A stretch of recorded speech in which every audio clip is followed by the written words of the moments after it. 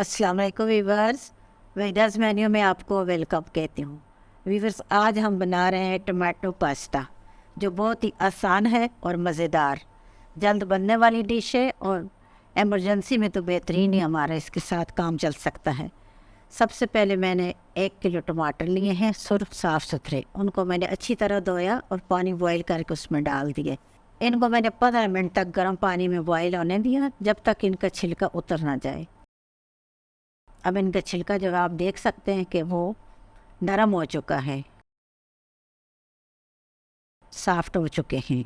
इनको हम उतार के ठंडा होने के लिए रखेंगे और जब ये ठंडे हो जाएंगे तो हम इनका छिलका उतार देंगे और उसके बाद हम टमाटरों की प्यूरी तैयार कर लेंगे। इस तरह भी बस पानी हमारा बॉयल हो रहा है। इसमें हम 2 चम्मच ऑयल डाला है, 1 चम्मच भर कर नमक डाला है। उसके बाद पास्ता डाल रहे हैं। बिल्कुल आराम से हम इसको डालेंगे ताकि टूटे भी नहीं, और बहुत प्यार से हम इसको बनाएंगे। बहुत ज़बरदस्त किस्म का तैयार होगा। तकरीबन 90% हमने इसको बॉयल करना है, फुल बॉयल नहीं करना। जो 10% है उसको हम दम पे इंशाल्लाह तैयार करेंगे। पास्ता हमारा तकरीबन तैयार हो चुका है। इसको हमने 7 मिनट तक पानी जब बॉयल हुआ तो इसको हमने 7 मिनट तक पानी में छोड़ा है। पानी में 7 मिनट बॉयल हुआ, उसके बाद हमने उसको उतार दिया। एक कढ़ाई में मैंने 3 चम्मच ऑयल डाला है, 1 चम्मच लहसुन को मैंने क्रश कर लिया है। हल्का सा गोल्डन कलर इसको दूंगी। 1 मीडियम प्याज लिया है, उसको चॉप कर इसमें डाल दिया है।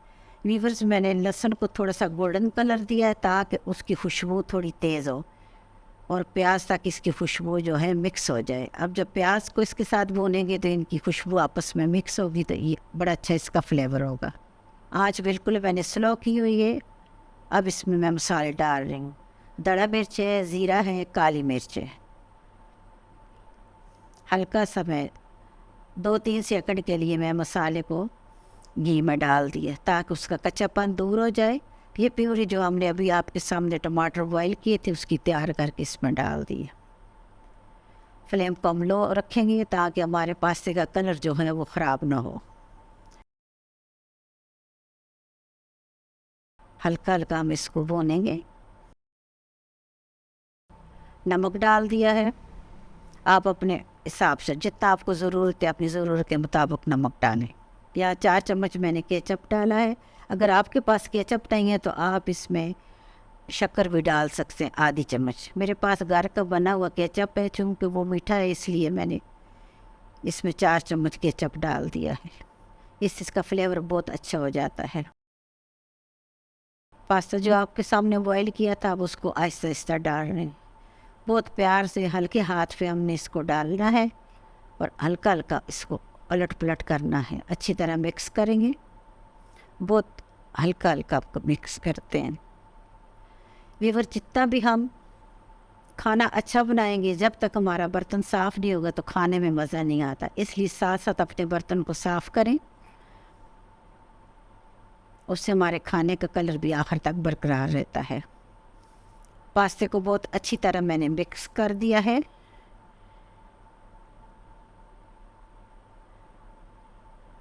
बर्तन को साफ़ करेंगे। व्यूअर्स, मेरे चैनल को लाइक करें, शेयर करें। अगर आपने अभी तक सब्सक्राइब नहीं किया तो प्लीज़ मेरे चैनल को सब्सक्राइब करें।